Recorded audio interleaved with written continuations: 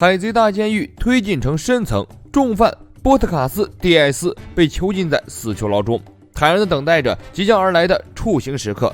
卡普特意来探望艾斯，坐在牢房外面絮絮叨叨地和他讲述路飞的事迹。路飞与艾斯在很小的时候，卡普就将两兄弟作为海军培养，如今二人不仅没有成为海军，还变成了名扬一方的大海贼。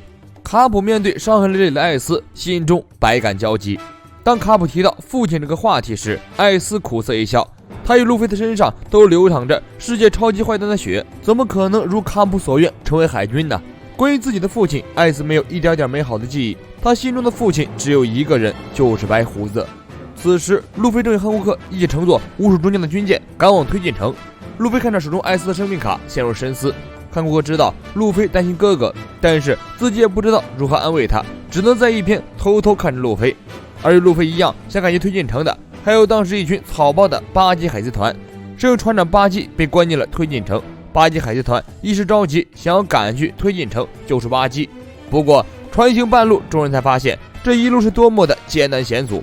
先不说靠他们这几个人能不能在海军的眼皮底下救出巴基，就目前情况来看，能不能到达推进城都是个问题。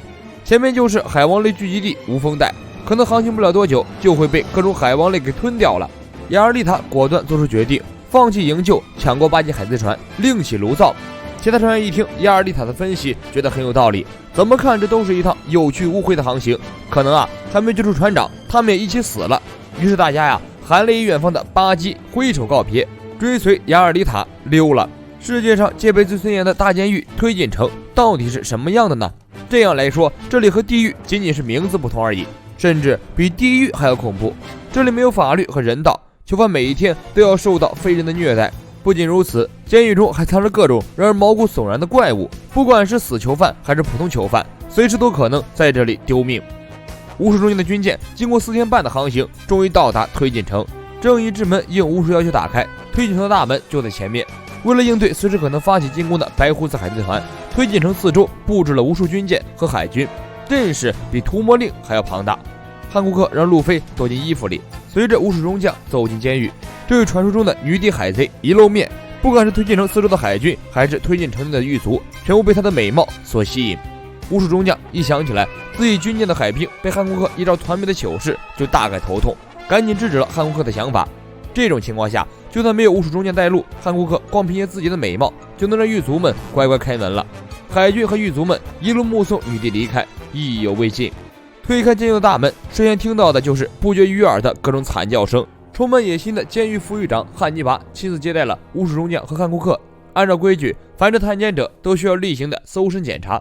汉尼拔安排副看守长多米诺带着汉库克到特定房间搜身。在路上，多米诺告诉汉库克，新入狱的犯人会被脱光衣服，放入沸腾着超过100度的水中进行洗礼。最近入狱的3个犯人艾斯、慎平、克洛克达尔，经过洗礼的时候眉头都没有皱过一下，让人印象深刻。多米诺带着汉库克来到一个单独的房间进行全身检查。这个房间里安装有监控电话虫，所以汉库克的一举一动都会被实时监控记录其中。多米诺奉劝汉库克不要任何可疑的举动，配合脱下斗篷进行检查。藏在斗篷下面的路飞瞬间紧张起来。此时距离艾斯的公开处刑只剩下33个小时。多米诺拿出海楼式手铐，要求给汉库克戴上。汉库克羞涩一笑，然后又甜甜干风将多米诺连同监控电话虫一起石化。趁着影像断开的时间，路飞从汉库克的斗篷里溜了出来。因为不能让监控电话虫断开太长时间，否则会引起监狱和海军的警惕，汉库克只能帮路飞到这里了。路飞洒脱一笑，表示了对汉库克的感谢。如果靠自己的话，恐怕连进都进不来。汉库克眼神低迷，神色黯然，他很担心路飞的安危。他告诉路飞，如果在推进城里引起骚乱被抓起来的话，恐怕这辈子都出不去了，一定要低调低调再低调。这是路飞和汉库克相识以来第一次非常准确地叫出了他的名字。汉库克心中一颤，面色微红，难道这就是传说中的求婚？这一声无憾了。汉库克对路飞遐想连篇，而房间外汉尼拔则对汉库克想入非非，一边遐想一边不断流鼻血。这时候属下来电报告，房间里的监控电话虫断线了，不知道里面什么情况。汉尼拔一听来了精神，可以借着检查电话的机会进入房间偷看汉库克的身体。不过还没等汉尼拔敲门，房间的门就被打开了，多米诺带着汉胡克走出房间，刚刚被石化的记忆全部消失了。路飞趁着汉尼拔等人带着汉胡克离开，悄悄溜出房间，倒挂在棚顶看着汉胡克。汉胡克和路飞对视的瞬间，路飞用口语告诉汉胡克谢谢，而在汉胡克的眼中却看成了我爱你，瞬间破防崩溃。汉胡克乘坐的升降梯下降后，路飞拿出艾斯的生命卡，大致确认了方向后，悄悄地开始了寻找哥哥的行动。根据汉尼拔的介绍，推进城以囚犯犯罪的轻重分为不同的楼层。第一层红莲监狱，惨叫声不断，里面虐囚的情景惨不忍睹，而这还只是罪行最轻的罪犯。第二层是魔兽监狱，第三层是饥饿监狱，第四层是灼烧监狱。汉尼拔告诉汉胡克，艾斯所关押的监狱层在更深处，那里有单独的一个极恶层，全部都是世界上最恐怖最凶恶的罪犯。路飞顺着艾斯的生命卡找到了红莲监狱的入口，他想也没想，直接顺着楼梯跑了下去。在这里，路飞遇见了一个老朋友小丑巴基。巴基十分狡猾，趁着狱卒不注意，利用自己的4分5裂果实能力，悄悄地从监牢里溜了出来。不过溜出监牢可不代表越狱，想跑出推进城还要历经重重关卡。巴基在走廊上东躲西藏，最后成功的被监控电话虫捕捉到了影像。巴基和电话虫对视了半天，监狱拉响了警报，一大群狱卒和特殊部队蓝猩猩蜂拥到第一层捉拿巴基。巴基尖叫着一顿猛跑，危急时刻按下墙上的一个写着危险的按钮，一排排机关被触发，而机关的受害者则是刚刚跑进第一层的路飞。因为这种防越狱的机关被触发，狱卒们自然而然地盯上了路飞。本来路飞是想听从汉胡克的建议，悄悄潜入，不引起任何骚乱，然而他似乎就有种引人注意的气质。路飞在走廊上狂奔，有囚犯很好奇地问他是怎么从监牢里跑出来的。囚犯们当然不相信路飞的话，怎么会有人从外面自己跑到推进城里？路飞告诉囚犯们自己是来救艾斯的。提到艾斯，大家都愣住了。有人告诉路飞，艾斯被关押在第5层，并鼓动路飞取得监狱的钥匙，放他们出来。这时被蓝猩猩追杀的巴基跑了过来，二人一对视，互相都吃了一惊。哪个笨蛋会自己跑到监狱来呀？巴基看到傻乎乎的路飞，问出了关键性的问题：等一下，难道这个家伙是听说自己进监狱，特意跑过来救自己的？路飞才没心情和巴基胡扯，而且因为巴基引起的骚动，把自己也给连累了，气得路飞和巴基撕扯在了一起。这时在路口的前面也涌过了一群蓝猩猩，这还怎么跑？既然已经引起骚乱了，那就开打吧。二人停下来，转过身，出招反击。巴基平时吊儿郎当，但是打起架来还是很有手段。他用果实能力分裂自己的身体，将蓝猩猩举起来，狠狠摔下。但是由于力道太轻，根本没破防。蓝猩猩站起来追着他就一顿猛砍。路飞跳过来，一招将蓝猩猩干倒在地。其他跑过来追杀他们的蓝猩猩也已经全部被收拾干净了。巴基看得瞠目结舌，没想到之前这个差点被自己砍头的小子，现在都这么厉害了。狱卒通过监控电话中的影像查看第一层情况后，都震惊了。这个级别的监狱层里应该没有能够打倒蓝猩猩的人物，但是派出来的5只蓝猩猩居然都被人干倒了。监狱方面只好采取其他手段。巴基听说路飞是特意跑进来营救艾斯的，吓了一跳。不过仔细想想，艾斯确实是个很讨人喜欢的人，可比路飞有礼貌多了。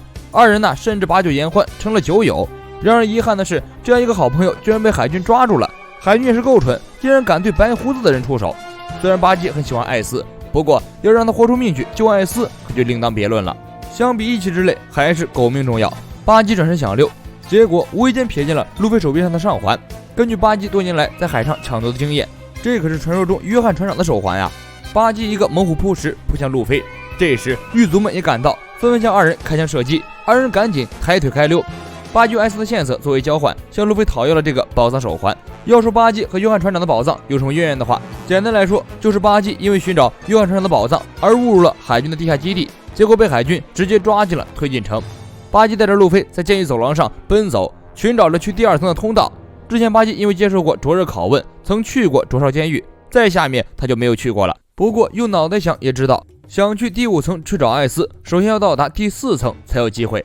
巴基一边给路飞带路，一边向路飞说明监狱的情况。说着说着，竟把约翰宝藏的事情也说了出来。路飞潇洒一笑，原来这个东西可以找到宝藏，那就送给你吧。巴基都震惊了，明知道是宝藏还要送给自己。路飞说比起这个东西，自己更想救出艾斯，而且自己很相信巴基能够帮助他找到艾斯。